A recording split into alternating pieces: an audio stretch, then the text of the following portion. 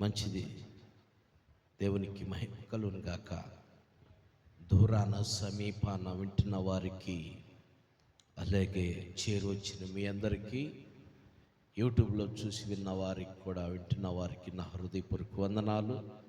మంచిది. ఈ సమయంలో దేవుడు నీకు నాకు మంచి తరుణాన్ని ఇచ్చాడు.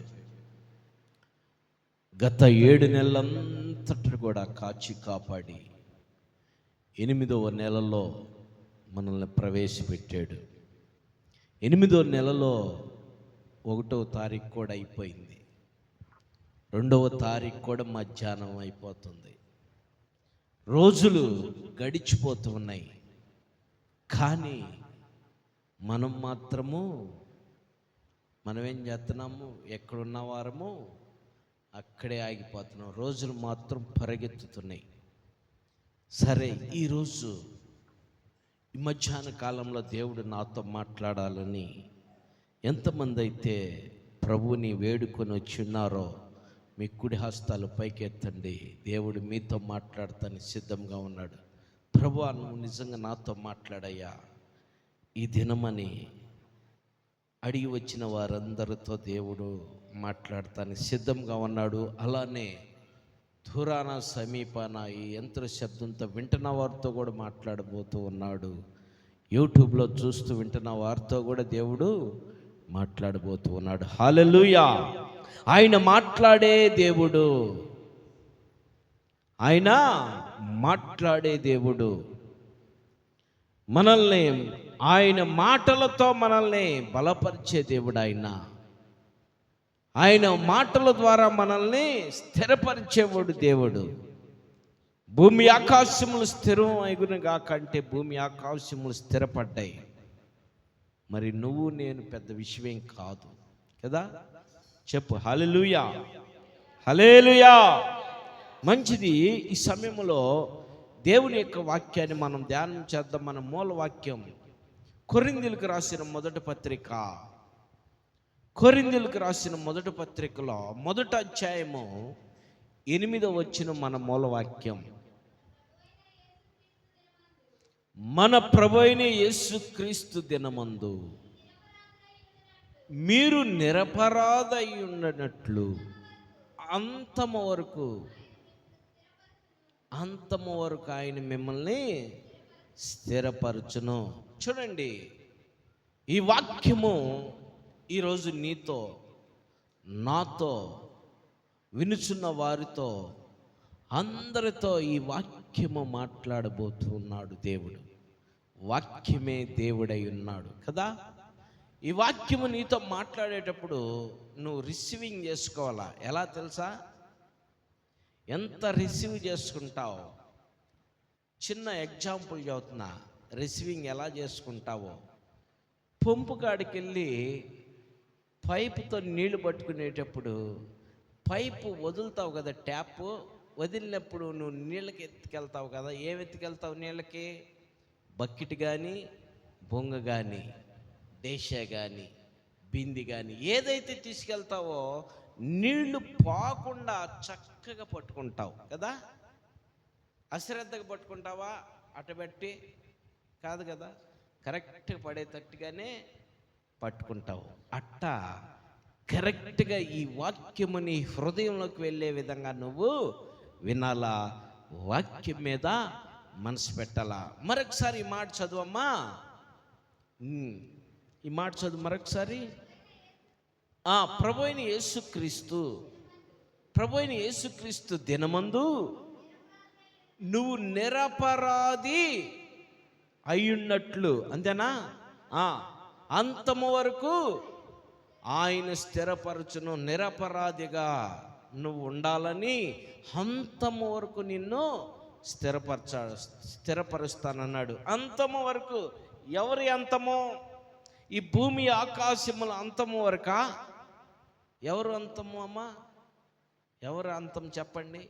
ఈ భూమి ఆకాశానికి అంతం ఉన్నది ఒక దినాన. కానీ ఆ దినము నువ్వు చూస్తావో లేదో నీకు తెలియదు. కంపల్సరిగా ఈ భూమి ఆకాశానికి అంతం ఉన్నది.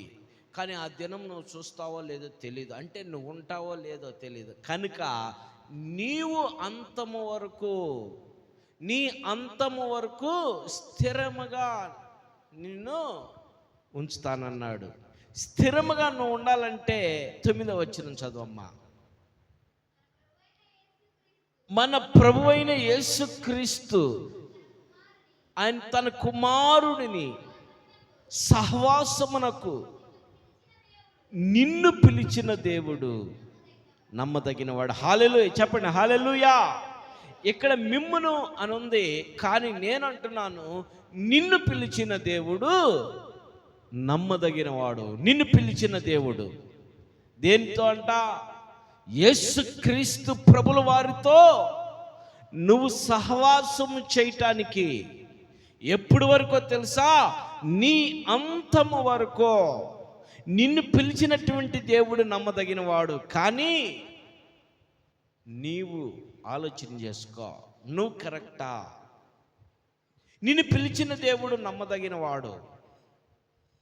ఆయన నిన్ను తనతో పాటు సహవాసం చేయటానికి నీకంటూ 6 దినాలు ఇచ్చి 6 దినాలు నువ్వు కష్టపడి పని చేసుకో. నీ ఉద్యోగాలకు వెళ్ళు, నీ వ్యాపారాలు చేసుకో, నీ పని పాటలు చేసుకో, నీ ప్రయాణాలు చేసుకో. కానీ 7వ దినం పరిశుద్ధ దినం, పునరుద్ధానపు దినం. ఈ దినం నాది, నా దినం. నా సన్నిధిలో నువ్వు నిందారహితుడిగా ఉండాలా. నా సన్నిధిలో నువ్వు నిందారహితుడిగా ఉండటానికి నేను నిన్ను పిలిచాను. హల్లెలూయా. మన పూర్వీకులైనటువంటి మన ఆది తల్లిదండ్రులతో జ్ఞాపకం చేసుకుంటే, ఆదాముని అవ్వని దేవుడు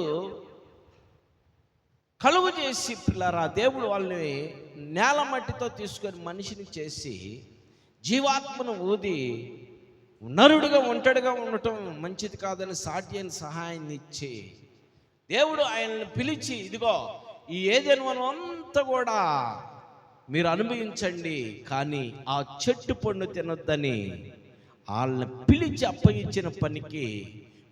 అప్పగించినటువంటి పని ఆయన నమ్మదగిన వాడు. ఆయన నమ్మదగిన వాడయ్యుండి వాళ్ళకి సమస్తాన్ని అప్పగిస్తే వీళ్ళు ఏం చేశారు తెలుసా? నమ్మకత్వాన్ని ఏం చేశారు? కోల్పోయారు. పిల్లారా, నమ్మకత్వాన్ని కోల్పోయినందువలన వారికి ఏం కలిగింది? వారి హృదయాల్లో ఏం కలిగింది? వారి దగ్గర ఉన్నటువంటి నమ్మకత్వాన్ని వారు కోల్పోయినాక దురాలోచనలు, రకరకాల ఆలోచనలు వారికి ఏర్పడ్డాయి. పిల్లరా, కింద మాట మనం చదువుకుంటే, చదవమ్మా 10వ వచనం. సహోదరులారా, మీరందరూ ఏకభావంతో మాట్లాడాలని.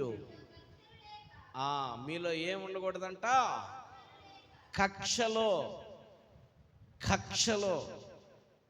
చూద్దాం. మీరందరూ ఏక మనసుతో ఉండాలని, ఏకభావముతో ఉండాలని, మీరందరూ కలిసి యేసుతో సహవాసం చేయటానికి మిమ్మల్ని పిలిస్తే మీరు ఎలా ఉన్నారు? కక్షలతో ఉన్నారు. ఎవరితో కక్షలుగా ఉన్నారు? ఎవరి మీద కక్షలతో ఉన్నారు? చూడండి, కక్షలతో ఉంటే, ద్వేషముతో ఉంటే, అసూయలతో ఉంటే నమ్మదగినటువంటి దేవుణ్ణి నువ్వు చేరుకోగలుగుతావా? నిర్లక్ష్యమైన స్వభావము కలిగిన ఉంటే నమ్మదగిన దేవుణ్ణి నువ్వు చేరుకోగలుగుతావా? ఆలోచన చేయి. ఈ మాట చాలా జాగ్రత్తగా నువ్వు ఆలకించు. కక్షలతో, ఎవరి మీద కక్ష నీకు? ఈ మధ్యాహ్న కాలం నీ హృదయాన్ని నువ్వు పరీక్షించుకో. నా జీవితం భూమి మీద ఏంటి? నా బ్రతుకు ఈ భూమి మీద ఏంటి, నా పరిస్థితి భూమి మీద ఏంటి, నా భార్య పరిస్థితి ఏంటి, నా పిల్లల పరిస్థితి ఏంటి, నేను కక్షలతో ఉండి నేను లేకపోతే నా భార్య పరిస్థితి, నా పిల్లల పరిస్థితి ఏంటి అని నువ్వు ఆలోచించాయి. అలాగే భార్య, నా భర్త పరిస్థితి ఏంటి, నా పిల్లల పరిస్థితి ఏంటి, నేను కక్షతో ఉంటే. ప్రియులారా, మీకు తెలియని కాదు, మీకు తెలియని విషయం కాదు. ఎందుకంటే అందరి దగ్గర ఏముండయి, అందరి దగ్గర ఫోన్లు ఉన్నాయి, ప్రపంచం మొత్తం చేతిలో ఉంటుంది. మనం చూస్తూ ఉన్నాం. ఇదివరకు ట్రెండ్ భర్తలు భార్యలను చంపేవాళ్ళు, భార్యలను కొట్టేవాళ్ళు. ఇదివరకు ట్రెండ్. ఇప్పుడు స్టిల్ భార్యలు భర్తలను చంపేస్తున్నారు. ఎలా చంపుతున్నారు తెలుసా? చాలా ఘోరంగా చంపుతున్నారు. కారణం ఏంటో తెలుసా? కక్ష, అసూయ, ద్వేషం, కలహం. భార్యలు భర్తలను చంపేస్తున్నారు. అందరు విషయాలు చెప్పట్లేదు, కానీ ఒక విషయం చెప్పి నేను ముందుకు పోతా. టీవీలో మీరు చూసే ఉంటారు, యూట్యూబ్లో చూసే ఉంటారు, ఫేస్బుక్లో చూసే ఉంటారు, ఇన్స్టాగ్రామ్లో చూసే ఉంటారు. ఒక భార్య తన భర్తను చంపేసి బాత్రూంలో పూడ్చేసిందంట. పూడ్చేసి దాని మీద అప్పటికప్పుడు ప్లాస్టింగ్ చేసేసి టైల్స్ కూడా అంటించేసిందంట. ఆమె క్రోధంగా తన భర్తను చంపి బాత్రూంలో గుంట తీసి బాత్రూంలోనే పూడ్చేసిందంట. తర్వాత ఫ్లోరింగ్ చేసేసి టైల్స్ కూడా అంటించిందంట. క్రొత్తగా ఉంది అది. కానీ చేసిన పని ఎవరు కూడా చూడలా. చూడండి, తన భర్తను చంపిన విషయం కానీ, తన పూడి చేసిన పూడుకు కానీ ఎవరు కూడా చూడలా. పాపం చేసింది భర్తను చంపటం. చూడండి, కానీ ఆమె దొరికిపోయింది. ఎలా దొరికిపోయింది? విన్నారా అసలు ఆ వార్త? మీరు వినలేదా? వినలా? విన్నావుగా? ఎలా దొరికిపోయిందంటే, తన భర్త కనపడలేదని కేసు పెట్టింది. కేసు పెట్టింది. పెట్టొచ్చు కదా, కాము ఉండొచ్చు కదా. వాళ్ళు ఇంట్రాగేషన్ చేసి దొరికినప్పుడు తీసుకొచ్చిస్తారు, లేకపోతే ఇదని చెబుతారు కదా. కానీ పాపము పండి పరిహారమయ్యి దొరికిపోయింది. అబద్ధం ఆడేవాళ్ళు, అబద్ధం చెప్పేవాళ్ళు దొరికిపోతారు ఊరకనే కదా. అబద్ధం చూస్తానికి మాత్రం ఖచ్చితంగా ఉండేది, కానీ పర్టిక్యులర్గా క్యాచ్ చేయగలిగితే దొరికిపోతారు. అట్లా ఈవంట తరచుగా వెళ్ళి పోలీసు వాళ్ళని ఎంక్వైరీ చేస్తుందంట. ఏంటి, నా భర్త కనపడకుండా ఉంటే ఇంతవరకు మీరు అసలు ఆచూకీ కనుక్కోవట్లేదు, ఎన్నిసార్లు రామంటారు మీ దగ్గర, కానీ వాళ్ళ మీద కమాండింగ్ చేస్తుందంట. వాళ్ళ మీద కమాండింగ్. మరి పోలీసు వాళ్ళు అందరూ చదువుకున్న వాళ్ళేగా, మోటోళ్ళు ఎవరు పోలీసులు ఎవరుగా కదా. ఆ చదువుకున్నటువంటి వాళ్ళు, వాళ్ళలో ఇంటెలిజెన్స్ ఉంటారు కదా, కేసులు వాళ్ళకి అప్పగిస్తే వాళ్ళు ఏం చేశారంటే, ఈమె తరచుగా వస్తూ అట్లా అడుగుతుందని వాళ్ళలో ఎవరో మేధాశక్తి కలిగినటువంటి వారు, రే ఈసారి ఆమె వస్తే క్యాచ్ చేయండి రా అన్నాడు. ఈసారి రాగానే పట్టేసేయండి అన్నారు. పట్టుకున్నారు. మళ్ళా వచ్చి అడిగింది యథావిధిగా, ఏడు నా భర్త, ఏంటి మీరు ఇంతవరకు దాన్ని ఏమీ తేల్చలేదు అని అడిగినప్పుడు తీసుకొని వెళ్ళి ఇచ్చుకున్నారంట. మామూలు గీలేదంట. ఈయన స్టోరీ మొత్తం చెప్పిందంట. స్టోరీ మొత్తం, నేనేనయ్యా, నేనే చంపేశాను, ఇదిగో రాండి నా బాత్రూంలోనే పూర్తి చేశాను, మరి ఇంత కొత్తగా ఉందే, నేనే నైట్ చేసేసే పని. చూడండి, ఆమె దొరికిపోయింది. ఇంకొక మాట అది కూడా గుర్తొచ్చింది ఇప్పుడే, సింపుల్గా. అది కూడా తన భర్తని ఎంగేజ్మెంట్ అయింది, 20 కోట్లంట. 20 కోట్లతో ఆ యొక్క మ్యారేజ్ ఫంక్షన్ హాలు సమస్తం ఆర్డర్ ఇచ్చేశారు. ఇంకా త్వరలో పెళ్లి కాబోతుంది. ఒక టూర్కి వెళ్ళారు వీళ్ళు ప్రియుడితో కలిసి. ఎత్తైన స్థలంకి ఎత్తుకెళ్ళింది ఆమె. ఎత్తైన స్థలంకి ఎత్తుకెళ్ళి మరి అంతే తోసేయంగానే వెంటనే ఆయన కింద పడి చచ్చిపోయాడు. చచ్చిపోయినాక ఆమె ఏమి ఎరగనట్టు కిందకు వచ్చింది, ఏడుస్తూ నా భర్త కాలు జారి పడ్డాడంటే పైన వాళ్ళు ఎవరు చూడలేదు కాబట్టి నమ్మారు.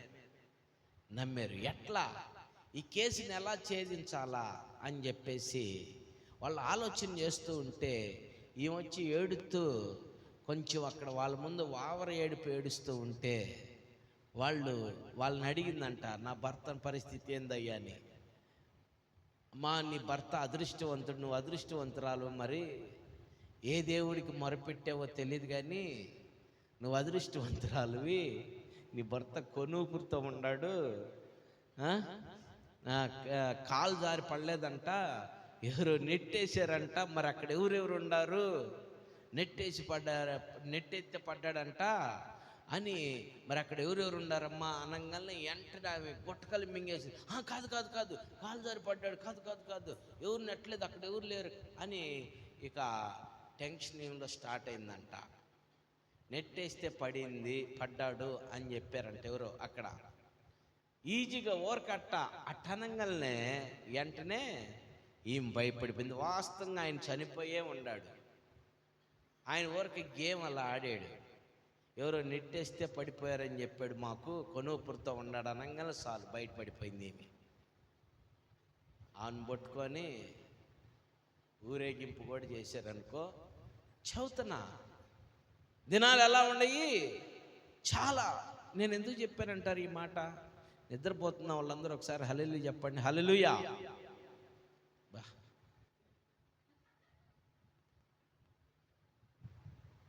ప్రయాసపడి 2 ఉపమానాలు మీ ముందు ఉంచితే జరిగిన సంఘటనలో అందరూ ఎట్లా? సరే, ఇప్పుడు మెలకుగున్న వాళ్ళని చెప్పండి హల్లెలూయా. దేవుని స్తోత్రం. మంచిది. చూడండి, ఈ కక్ష దేనికోసం? కక్షతో ఉండి ఏమి సాధించగలవు నువ్వు చెప్పండి? కక్షతో ఏం సాధించగలవు? శ్రమల పాలు తప్ప, అవమాన పాలు తప్ప, అపహేళన పాలు తప్ప, పరుల పాలు తప్ప, జైలు పాలు తప్ప నువ్వు చేయగలిగేది ఏ పాలు కూడా నీకు రాదు. వచ్చిద్దా?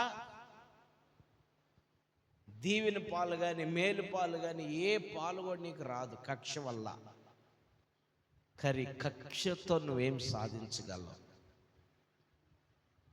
ఆలోచించే నా ప్రియమైన సహోదరి సహోదరుడా, ఈ మధ్యాహ్న కాలం చదువమ్మ మరొకసారి ఆ మాట. నువ్వు సహోదరులారా పేరు పెట్టి, సహోదరుడి సహోదరులారా మీరందరూ ఏ భావంతో ఉండాలా? ఏకభావం కలిగి ఉండాలా. కానీ మీరు ఏకభావంతో ఉండాలని ఆయన కోరుకుంటే మీరు ఎలా ఉన్నారు? కక్షలతో. కక్ష ఉండాలి. ఏం కక్ష ఉండాలి చెప్పండి? మా కక్ష ఉండాలా? కక్ష ఎవరి మీద ఉండాలి తెలుసా? కక్ష ఏ రీతిలో కక్ష ఉండాలో తెలుసా? 2 పరుగులు పందెం పెడితే వాడి మీద నేను పరిగెత్తాలా, నేను ప్రైజ్ తెచ్చుకోవాలని ఆ కక్ష ఉండాలా. అవతలోడి మీద ఆయన్ని కొట్టడం కానీ చంపడం కానీ చేయకూడదు. వాడి మీద నేను గెలవాలనేటువంటి కక్ష ఉండాల. దీన్ని ఇంకో మాట కూడా అంటే ఆసక్తి మీన్స్ అలాంటిది. లేక చదువు విషయంలో ఫలానోళ్ళు బాగా చదువుతున్నారు, వాళ్ళకంటే నేను బాగా చదవాలి, వాళ్ళ మీద నేను బాగా మంచి మార్కులు తెచ్చుకోవాలా, వాళ్ళ మీద నేను ఉద్యోగం తెచ్చుకోవాలని కక్ష కట్టి చదవాలా నువ్వు. వాటికి మాత్రమే ఉపయోగపడింది అది. అవునా కదా? మరి గాయపరచడానికి మాత్రం ఉపయోగపడుతుంది అది. గాయం అంటే ఏంటో తెలుసా? ఏమండి? శరీరానికి గాయము, హృదయానికి గాయము. శరీరముతో నువ్వు కొట్టి గాయపరిస్తే ఆ గాయం వల్ల బాధపడతాడు. కానీ మాటతో నువ్వు గాయపరిస్తే ఆ మాట జీవితాంతము గుర్తుండిపోయింది. నీ కక్ష గాయాలతో ఉండకూడదు, శరీరం మీద ఉండకూడదు. పిల్లారా, ఇప్పుడు జరుగుతుంది ఏంటంటే శరీరం మీద గాయం, హృదయం మీద గాయం. ఈ గాయం నువ్వు చూస్తూ చూస్తూ చేస్తూ ఉంటే మరి దేవుడు ఏం చేస్తాడు తెలుసా? నువ్వు గాయపరిస్తే, నువ్వు కక్ష గట్టి గాయపరిస్తే ఏం చేస్తాడో చదువుతాం. చదువమ్మా.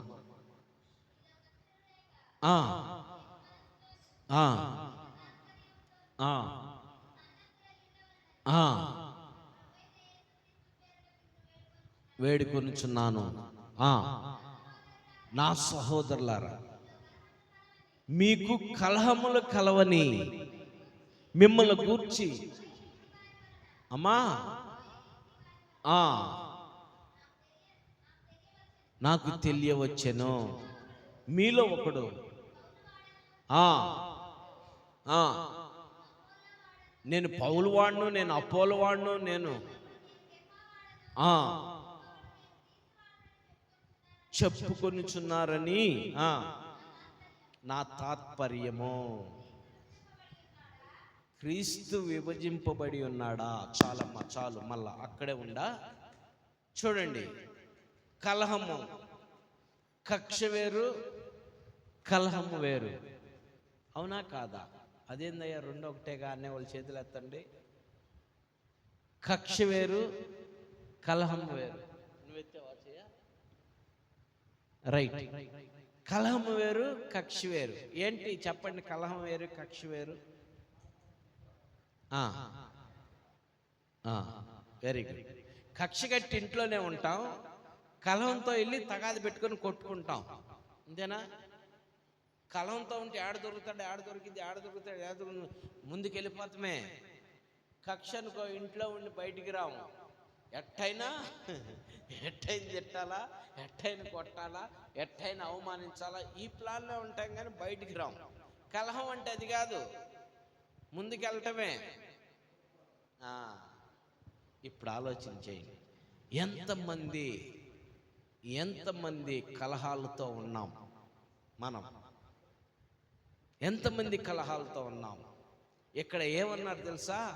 పౌలు వాడను, అపోలు వాడను, ఇంకొక వాడను, నేను ప్రార్థనకి వెళ్తాను, నేను బైబిల్ చదువుతాను, నేను పాటలు పాడతాను, నేను వాయిద్యాలు వామిస్తాను, నేను మంచి పరిచర్య చేస్తాను, నేను సౌండ్ సిస్టమ్ పెడతాను, నేను ఇంకోటి చేస్తాను, నేను ఇంకోటి నేను కానుకిస్తాను, నేను హృదయపూర్వకం కానుకిస్తాను, నేను పాస్టర్ గారికి భోజనం పెడతాను, నేను పాస్టర్ గారి సమస్తం చూసుకుంటానంటే కుదరదు.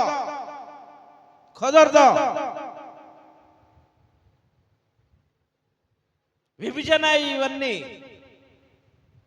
నువ్వు ప్రార్థనకి వెళ్ళినా, నువ్వు పాటలు పాడినా, నువ్వు వాక్యం చదివినా, నువ్వు వాక్యం చెప్పగలిగినా, వాయిద్యాలు వాయించగలిగినా, పరిచర్య చేసినా, పాస్టర్ గారికి సమృద్ధమైనటువంటి ఆహారం పెట్టినా, పాస్టర్ గారికి సమృద్ధమైనటువంటి కానుక ఇచ్చిన, పాస్టర్ గారిని అన్ని విధాలుగా నువ్వు చూసుకున్నా కూడా నీలో కలహం ఉంటే ఉపయోగమో లేదు.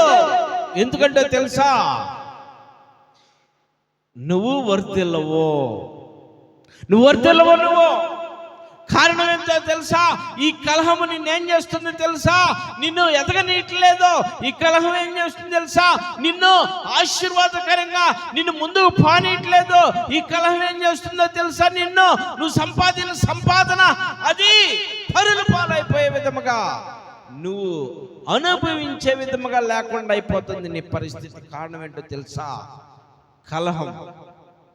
పిల్లారా, ఈ మధ్యాహ్న కాలం నువ్వు ఆలోచించేయి. నేను పౌలు వాడిని, అపోలు వాడిని అంటే నేను ప్రార్థన బాగా చేస్తాను, నేను వాక్యం చదువుతాను, నేను పాటలు పాడతాను, నేను అది చేస్తాను, ఇది చేస్తానని నీలో కలహం ఉంటే ఉపయోగం లేదు.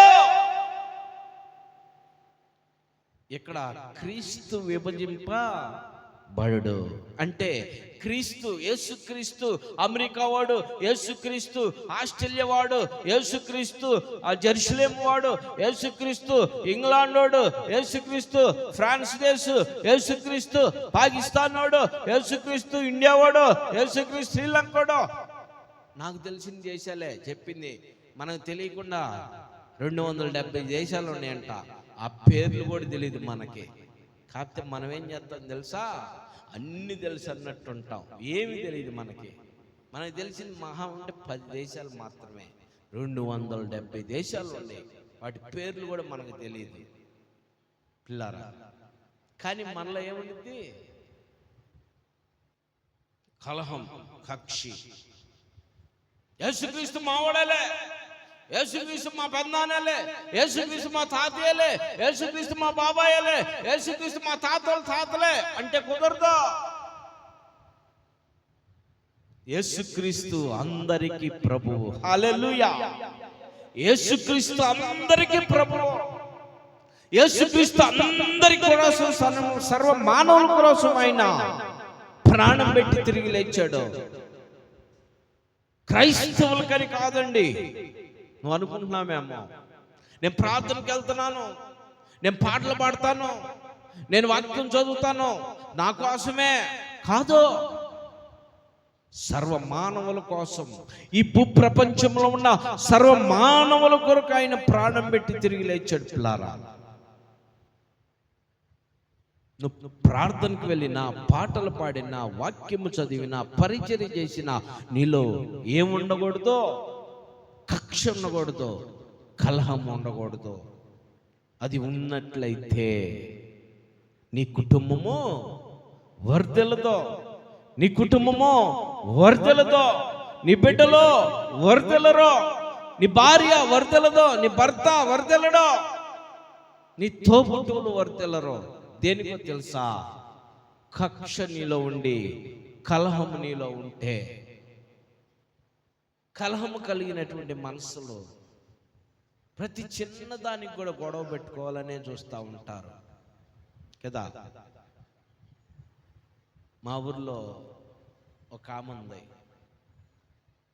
ఆమె పేరు అయితే చెప్పట్లేదు, కానీ పొద్దున్నే ఆమె స్వరం వినపడేది.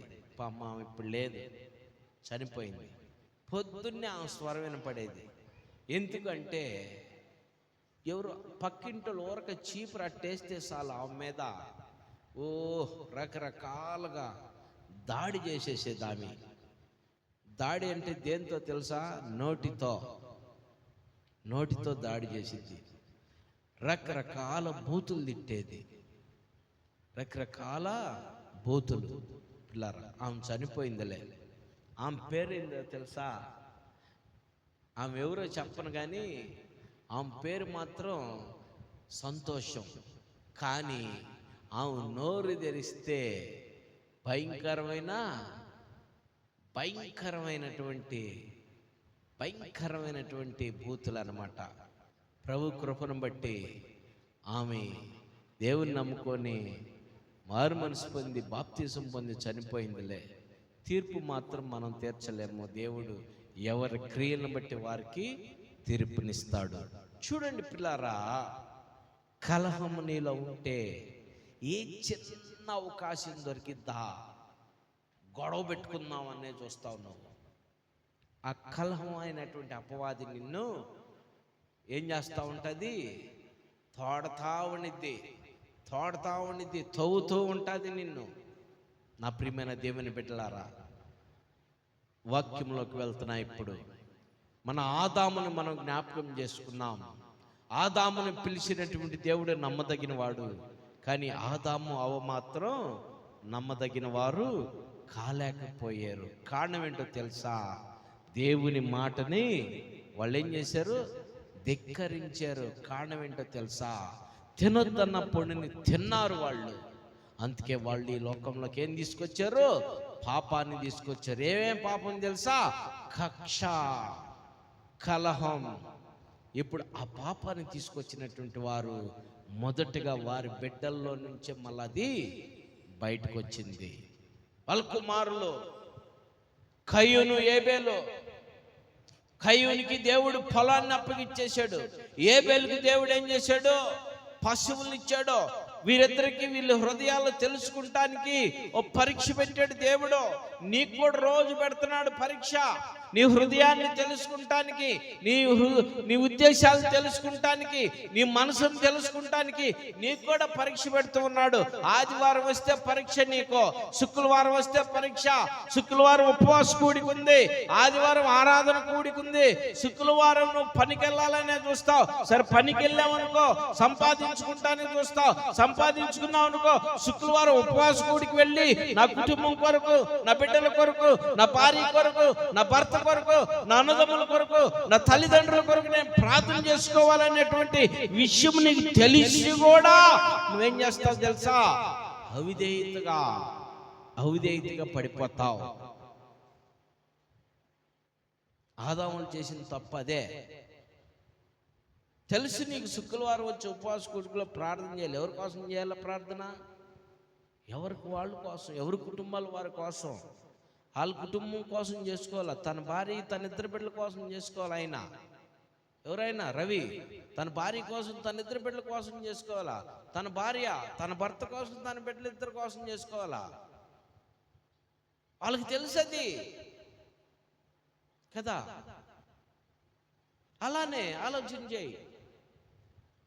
ఆదాము అవ్వ వాళ్ళు ఏం చేశారు? దేవుడు చెప్పిన మాట వినకుండా వాళ్ళు కోల్పోయారు దేవుని మాటని. పిల్లారా, సరే వాళ్ళకి పెట్టినటువంటి బిడ్డలు, వారికి పుట్టిన బిడ్డలు వాళ్ళు ఏం చేశారు? దేవుడు నువ్వు పండించుకొని తీసుకురా, నువ్వు పెంచిన తీసుకురా అని చెప్పినప్పుడు పండించినట్టు ఆయన చాలా విస్తారంగా పంటలు పండి తీసుకొచ్చినటువంటి ఆయన ఎలా ఇంటికి తీసుకొచ్చాడు తెలుసా?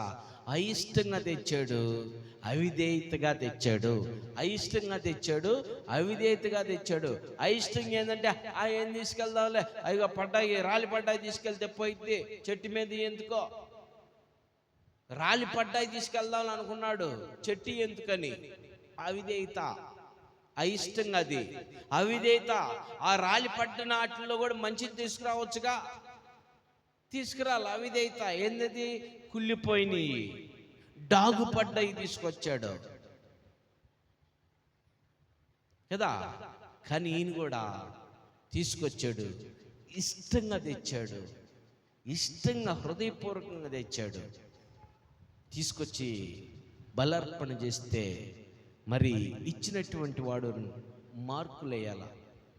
ఒక పందెం పెట్టినప్పుడు పందెంలో పాల్గొన్నాక పందెంలో గెలిచిన వాడికి ఆ ఎదుటివాడు బహుమతి ఎట్టయ్యాలో ఆ ఇచ్చినటువంటి వ్యక్తి మార్కులు వేసాడు. అబ్బాయి కయ్యూనా, నువ్వు తెచ్చిన సర్లేదురా. అబ్బాయి ఏబేలా, నువ్వు తెచ్చింది నాకు ఇష్టంగా ఉందరా అన్నాడు. ఏబేలా, నువ్వు తెచ్చింది నాకు ఇష్టం అన్నాడు. అంతే. కయ్యూనా, నువ్వు తెచ్చింది నాకు ఇష్టం లేదన్నాడు. వెంటనే వీళ్ళిద్దరు ఎవరండి? అన్నదమ్ములే, బయటోళ్ళు కాదు.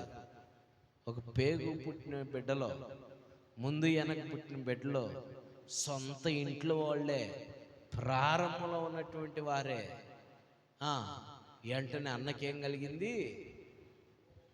ద్వేషం వచ్చేసింది, కక్ష కలిగింది.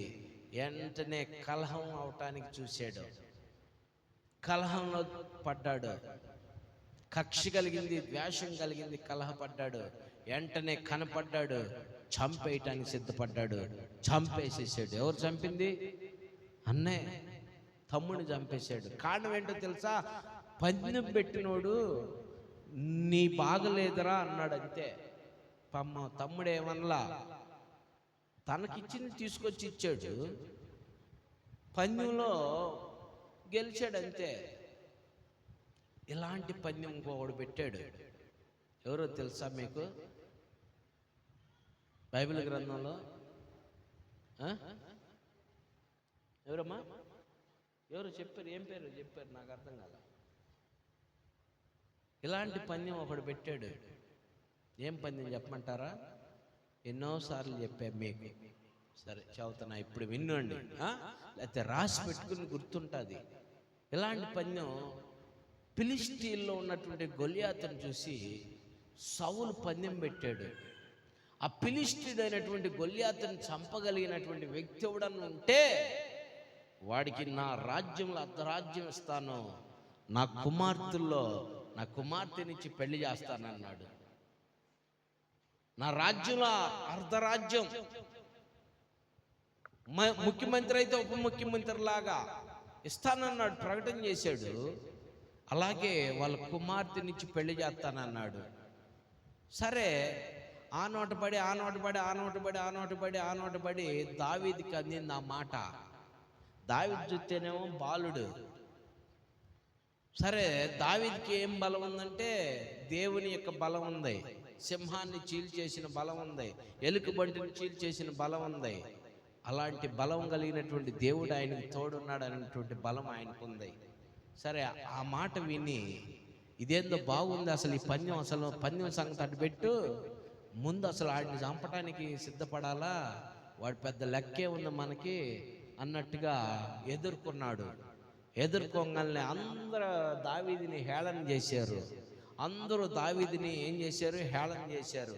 కానీ దావీదు మాత్రం దేవుని మాత్రమే చూస్తున్నాడు. హల్లెలూయా, హల్లెలూయా. ఈరోజు నువ్వు ఎంతమందిని హేళన చేస్తున్నావో, ఈరోజు నువ్వు ఎంతమందిని ద్వేషిస్తున్నావో, ఈరోజు నువ్వు ఎంతమందిని దూషిస్తున్నావో, నువ్వు దూషిస్తున్నటువంటి వ్యక్తి నిన్ను చూడట్లేదు, కానీ దేవుని చూస్తున్నాడు. గుర్తుపెట్టుకో, నువ్వు ద్వేషించేవాడు దేవుని చూస్తున్నాడు, నువ్వు హేళన చేస్తున్నటువంటి వ్యక్తి దేవుని చూస్తున్నాడు. నిన్ను చూడట్లేదు, కానీ దేవుని వైపు చూస్తున్నాడు. ప్రభువా, వీరేమి చేస్తున్నారు, వీరెరుగరు గనుక వీరిని క్షమించని యేసుక్రీస్తు ప్రభు సిలువలో ఉండి పలికినటువంటి మాట అంతమందిని చూసి కూడా ఆయన ఏం చేశాడు తెలుసా? క్షమించినట్లుగా దావీదు కూడా దేవుని చూశాడు. గొల్యాతు దగ్గరికి వెళ్ళాడు. గొల్యాతు అన్నాడు, యుద్ధము నాది కాదు, యెహోవాది. ఒక్క దెబ్బకి చంపేశాడు. చంపేసిన తర్వాత తలకాయని పట్టుకొని వచ్చాడు. ఇప్పుడు సౌలు రాజుగా ఉండి అర్ధరాజ్యం ఎలా, తన కుమార్తెనిచ్చి పెళ్లి చేయాలా కదా. ఆ తల తీసుకొచ్చే సమయంలో చెప్పండి, తల తీసుకొచ్చే సమయంలో ఏం జరుగుతుంది చెప్పండి? చెప్పండి చెప్పండి. జైలు. దావీదుకి 10,000, సౌలుకి 1000. పాపము అక్కడున్నటువంటి వాళ్ళు ప్రాణ భయంతో, రాజాడు ఉంటాడు, అంతఃపురంలో ఉంటాడు, బయటికి రాడుగా, బయటికి వెళ్ళే వాళ్ళుగా చచ్చిపోతుంది. వాళ్ళ అన్నదమ్ములు చచ్చిపోతుంటే వాళ్ళకి బాధ.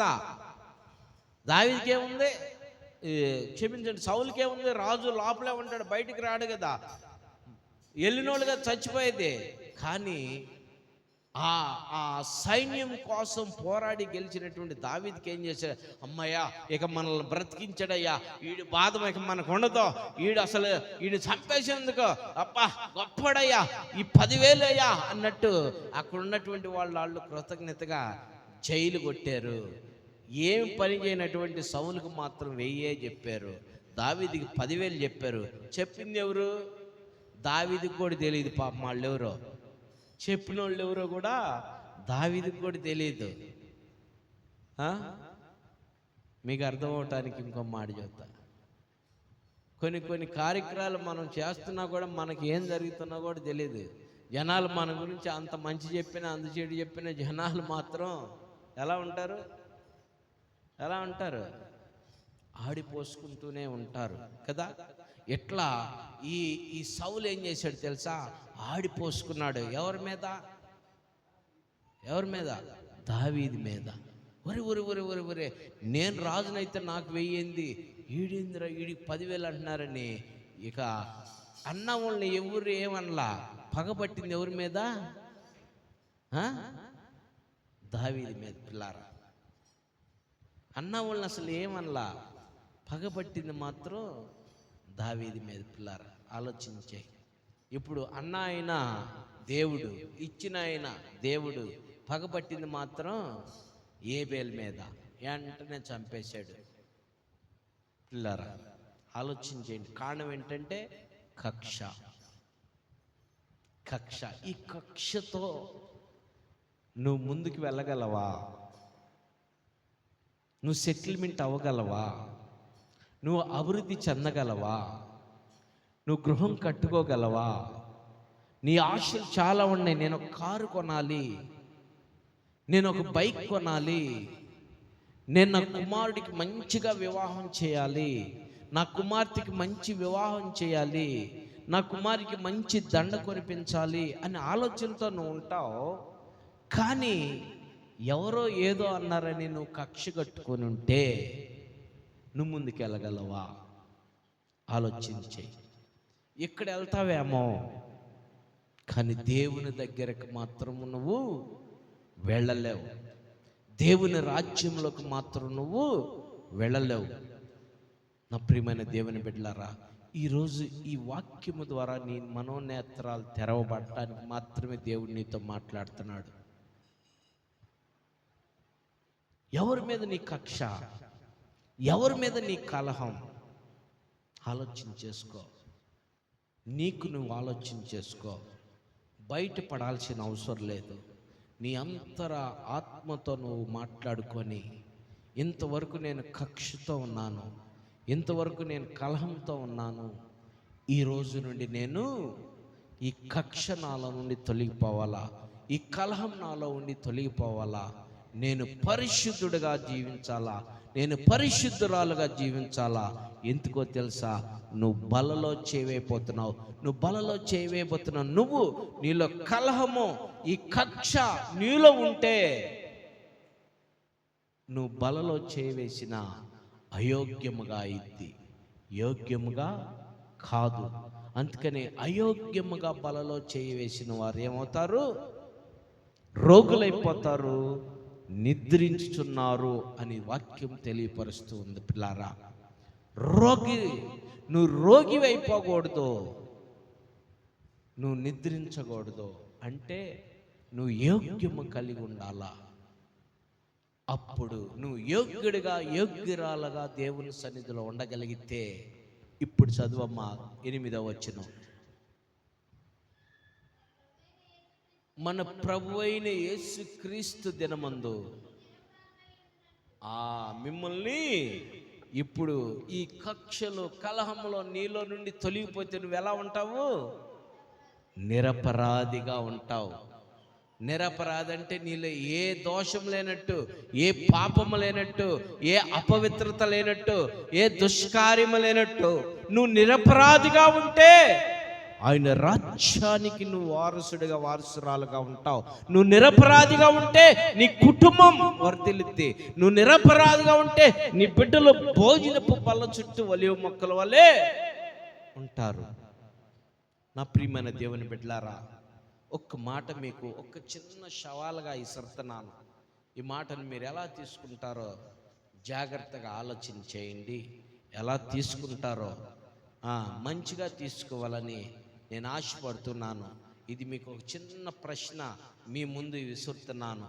ప్రారంభ ప్రార్థనకు వచ్చిన వాళ్ళు ఎంతమంది మీలో ఉన్నారు? చేతులు ఎత్తండి. ప్రారంభ ప్రార్థన. ఓకే, రైట్ అమ్మా. వేరేగా తీసుకోవద్దని చెప్పాను నేను, సరేనా? ఓకేనా? ఇప్పుడు భర్తకి, అమ్మా చూడండి, భర్తకి మనం ఆర్డర్లు వేస్తాం. ఏం ఆర్డర్లు వేస్తాం? కూరగాయలు లేవు, బియ్యం లేవు, ఆదివారం అంటే చికెనో, చేపలో, లేకపోతే ఇంకోటి లేక ఏదైనా ఫంక్షన్కి వెళ్ళాలంటే నా చీరో, లేకపోతే డ్రెస్సో, ఇంకోటి మనం అడిగి ఏ రీతిలో అయితే తెప్పించుకున్న దాకా మనము ఏమని చేయం? నిద్రపోం కదా? అవునా కదా? వాస్తవం కాదు? వాస్తవేనా? అడిగి మరి తెప్పించుకుంటాం, కోపపడి మనం తెప్పించుకుంటాం, అలిగి మరి మనం తెప్పించుకుంటాం. అదే మరి ఒక భర్తకే నువ్వు అంత కమాండింగ్గా, అంత ప్రాధేయపడి, అంత విధానం నువ్వు తెప్పించుకున్నప్పుడు, మరి దేవుడు నిన్ను సృష్టించినటువంటి దేవుడు, సమస్తము చేయగలిగిన దేవుడు, మరి ఆయనకెందుకు ఆయన సన్నిధి అంటే అంత నిర్లక్ష్యంగా వెళ్దాం ప్రార్థన కంటే, ఇప్పుడు కాదులే తర్వాత వెళ్దాం, ఏం పోయిందిలే కొద్దిసేపు పాటలు అయిపోయినాక వెళ్దాం, ఏం పోయిందిలే వాక్యం అయిపోయినాక వెళ్దాం అని మనం ఉంటే, అంత నిర్లక్ష్యంగా, మరి దేవుడు మన పక్షం కూడా నిర్లక్ష్యంగా ఉంటే మన పరిస్థితి ఏంటి ఆలోచించే. నేను మీకు ప్రేమగా చెబుతున్నటువంటి మాట, ఎవరు పక్షంగా నువ్వు నిర్లక్ష్యంగా ఉండా లేకపోయినా దేవుని సన్నిధికి మాత్రం నువ్వు ఎలా ఉండాలా? ఆసక్తిగా ఉండాలా. ఎందుకంటే నీకు తోడు ఈ లోకంలో ఎవరు ఉండరు. తల్లిదండ్రులు ఉండరు, చేసుకున్న భర్త ఉండడు, భార్య ఉండడు, బిడ్డలు ఉండరు. కానీ దేవుడు మాత్రం నీకు శాశ్వతంగా తోడుంటాడు. ఈ భూమి మీద నువ్వు జీవించినంతకాలం నీకు తోడుంటాడు. వన్స్ నువ్వు ఈ భూమి మీద నుంచి దాటిపోయినా కూడా దేవుడు నీకు తోడుగా ఉంటాడు. దాటిపోయినాక నీకు తోడు ఉండాలంటే నీలో ఏముండాలా? పరిశుద్ధత, పవిత్రత ఉండాలా. ఆయన రక్తంలో కడగబడాలా. ఆయన రాజ్యంకి వెళ్ళినప్పుడు కూడా నీకు తోడుగా ఉంటాడు. పిల్లారా, చిన్న ప్రశ్న, అది లాజిక్. మనం మన యజమానుల్ని అంత పీడించి తెప్పించుకున్నప్పుడు మన యజమానులు కూడా మనం అంత పీడించి దేవుని సన్నిధికి నడిపించుకోవచ్చు కదా. ఆలోచించి. వన్స్ భర్తలను భార్యలు తేవాలా, భార్యలను ఎవరు తేవాలా? భర్తలు తేవాలా. మీ ఇద్దరు కలిసి ఎవరిని తేవాలా? పిల్లలను తేవాలా కదా. ఇదే మీకు ప్రపంచం. నా భార్య నాకు ప్రపంచం, నా భర్త నాకు ప్రపంచం, నా బిడ్డలు నాకు ప్రపంచం. నా ప్రియమైన దేవుని బిడ్డలారా, ఆలోచించండి. ఈ మధ్యాహ్న కాలం నువ్వు దేనికోసం ప్రయాసపడుతున్నావో తెలుసా?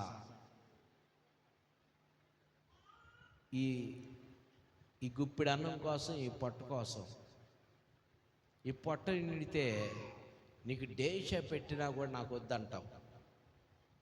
పొట్ట నిండితే డేష పెట్టినా కూడా నాకు వద్దంటావు. ఈ గుప్పిడి అన్నం, ఈ గుప్పిడి కోసం ఎవరైనా మనం పని చేయాల్సిందే.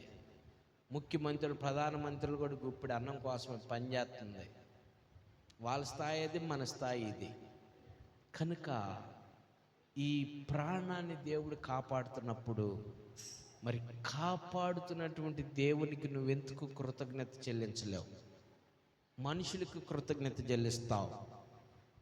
మేస్త్రి దగ్గర మేస్త్రి కూలిస్తే శనివారం, మేస్త్రి థ్యాంక్ యూ మేస్త్రి, చాలా కృతజ్ఞతలు మేస్త్రి, ఆదుకున్నా మేస్త్రి, ఆ మేస్త్రి, ఈ మేస్త్రి అని ఏడుతా కూడా చెబుతావు. మరి దేవునికి చెప్పవు. అవునా కదా? వాస్తవం కదా? దేవునికి చెప్పవు. మళ్ళీ ఇంకొక మాట చెబుతున్నా, జాగ్రత్తగా వినండి. ఈ మాట కూడా ఇది ఇంకా ట్రూ, ఇది ఇంకా తెలుసుకోవాల్సిన సత్యం. మీలో హాస్పిటల్కి వెళ్ళిన వాళ్ళు ఎంతమంది ఉన్నారు? ట్రీట్మెంటు చేతులు ఎత్తండమ్మా. వెళ్ళారా? నువ్వు వెళ్ళలేదు ఎప్పుడు? జ్వరానికి కానీ, జ్వరానికి కానీ, తలనొప్పికి కానీ, ఏదైనా ఎనీవన్ వెళ్ళారుగా? నువ్వు వెళ్ళదా? వెళ్ళారుగా? ఈ మాట చాలా జాగ్రత్తగానండి. డాక్టర్ గారు మనం వెళ్ళి చెప్పుకున్నటువంటి బాధను బట్టి మనకేం చేస్తాడు?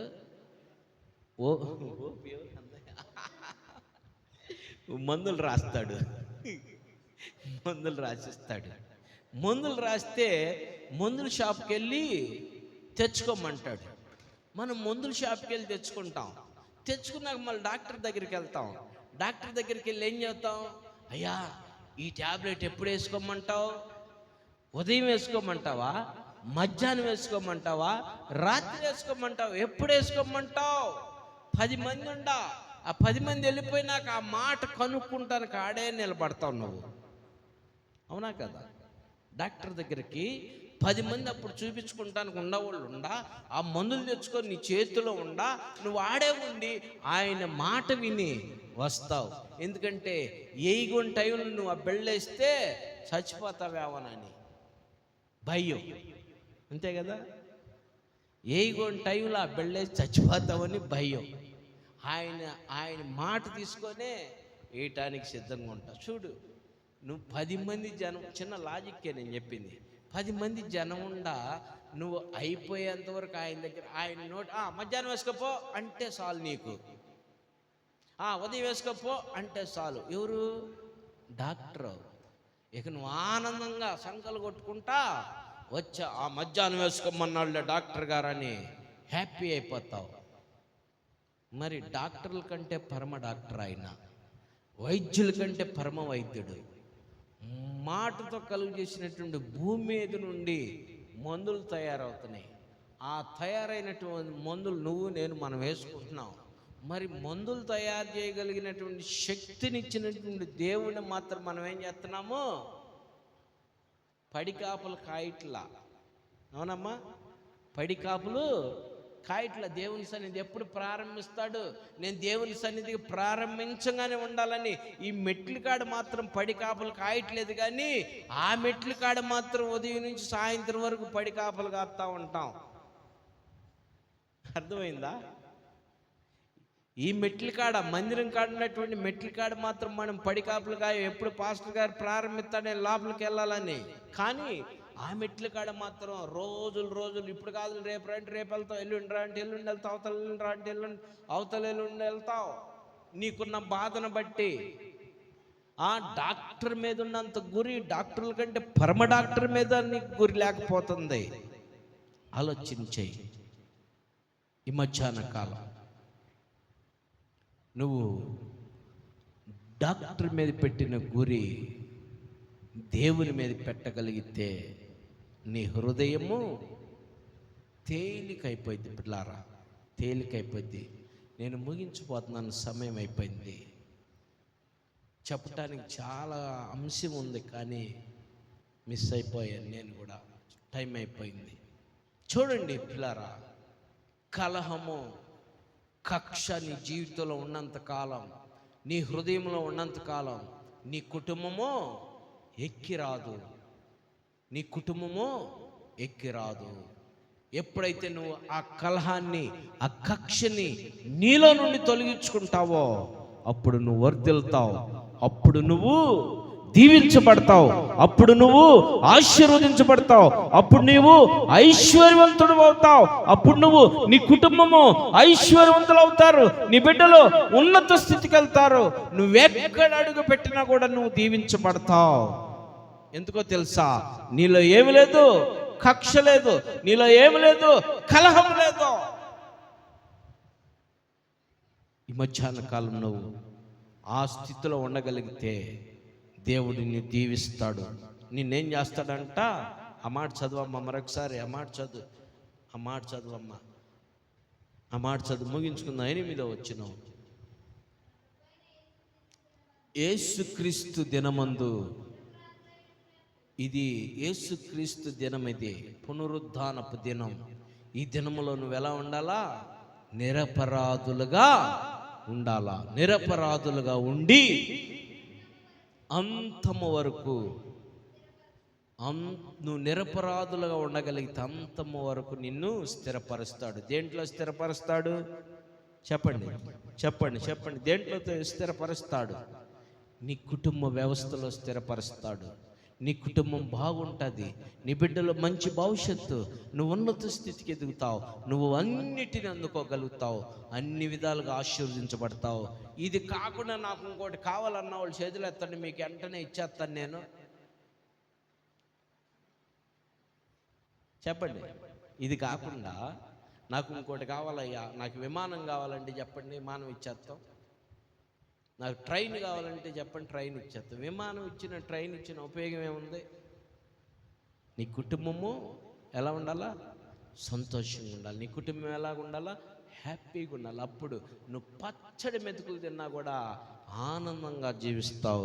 అట్టి కృప నువ్వు ఈ యొక్క మధ్యాహ్న కాలంలో నీ హృదయాన్ని ఏం చేసుకోవాలా? శుద్ధీకరించి బలలో చేవే. దేవుడి కొద్ది మాటలు దీవించును గాక. ఆమేన్. ఎవరు అయోగ్యంగా దేవుని యొక్క శరీరాన్ని పుచ్చుకోకూడదు, దేవుని యొక్క రక్తాన్ని పుచ్చుకోకూడదు. అయోగ్యముగా చేతులు వేయకుండా యోగ్యముగా, అయ్యా నేను గత నెల నుండి ఈ నెల వరకు